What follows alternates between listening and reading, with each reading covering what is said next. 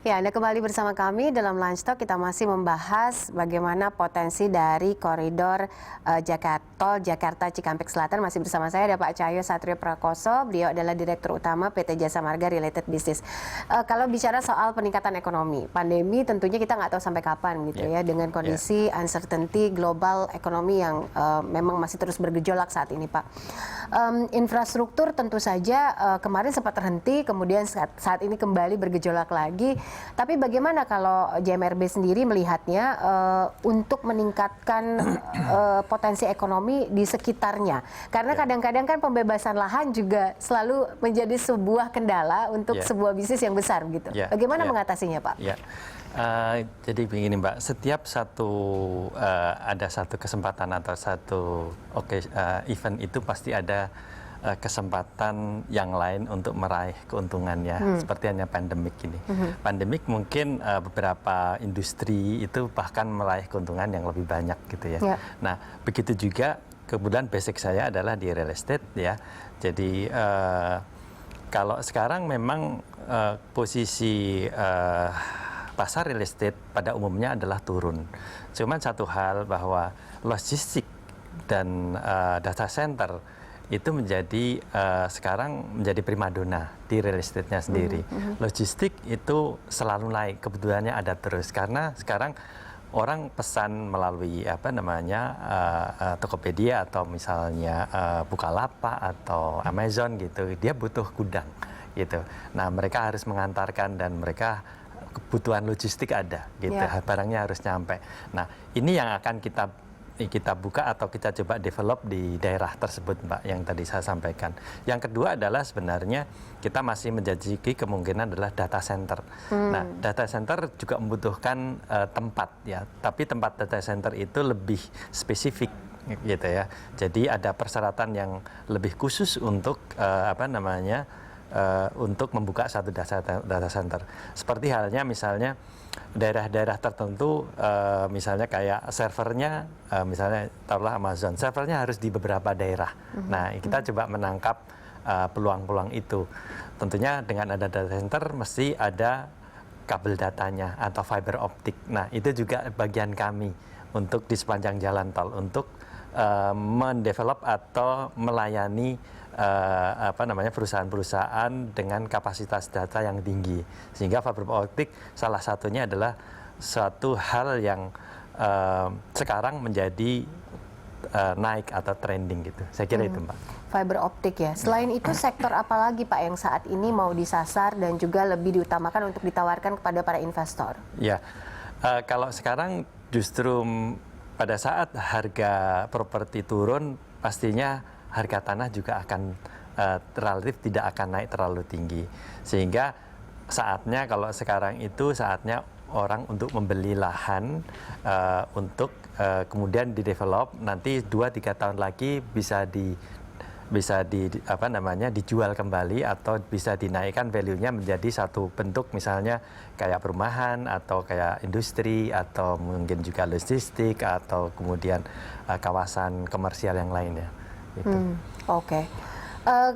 Kalau kita ngomongin soal investasi, ini nilai investasinya berapa sih, Pak, kalau misalnya di area koridor jalan tol Cikampek ini? Kalau kita bicara di ini ya, Mbak, mungkin investasi untuk kalau yang kami lakukan di semua rest area ya, kira-kira kalau kami develop satu rest area, kalau termasuk jalannya dan sebagainya, perkerasannya, kemudian retailnya, masjidnya, harus ada kan, Pak. Jadi pada saat orang naik jalan tol itu kita harus menyediakan dia harus bisa berhenti dengan nyaman, bisa ke toilet dengan gratis, bisa parkir dengan gratis, istirahat dan bisa beribadah dengan gratis. Nah, itu yang kita sediakan di samping retailnya. Untuk membuat itu semua, kira-kira satu rest area dengan tipe A mungkin sekitar antara 30 sampai 50 miliar satu rest area gitu. Nah, ini yang harus balik ininya. Makanya kita akan berusaha menggairahkan potensi dari rest area sendiri. Tentunya dengan bantuan adanya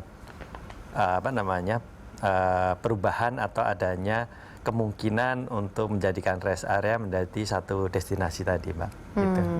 Jadi itu untuk rest area. Tapi kalau untuk TCD, kawasannya tergantung dari besaran skala yang kita akan ambil, Mbak. Jadi kalau misalnya seperti kita di Purwakarta, kita ada kerjasama dengan strategic partner kita, mungkin sekitar 400 hektar, mungkin sekitar 400 hektar akan kita kembangkan bersama-sama ya. Itu. Kalau untuk di kita ada juga di TOD Taman Mini yang insya Allah tahun ini bisa launch. Jadi gabungan antara tempat istirahat, kemudian ada LRT ya di atasnya, kemudian ada Transjakarta juga. Jadi itu di Taman Mini kita akan kembangkan sekitar itu investasinya mungkin sekitar 400-an miliar. Jadi itu adalah salah satu nanti ada TOD, TCD dan TOD. Gitu. Nah ini dia TCD dan TOD. Ya. Kalau bicara soal TOD, artinya ada stakeholder yang selalu diajak kerjasama. Ya. Bisa jelaskan nggak soal ini, Pak? Jadi kalau kita di salah satu contoh kita di LRT Taman Mini, TOD, TCD, LRT Taman Mini itu kita tentunya mengajak KAI sebagai penyedia LRT di atasnya, dan kita juga mengajak saat ini BUMD DKI karena BUMD DKI namanya ITJ. Nah itu juga karena mereka kalau di Pergub di Jakarta harus mewajibkan semua TOD itu kita kerjasama dengan BUMD. Nah itu sudah kita jalin kerjasamanya dan kita tinggal untuk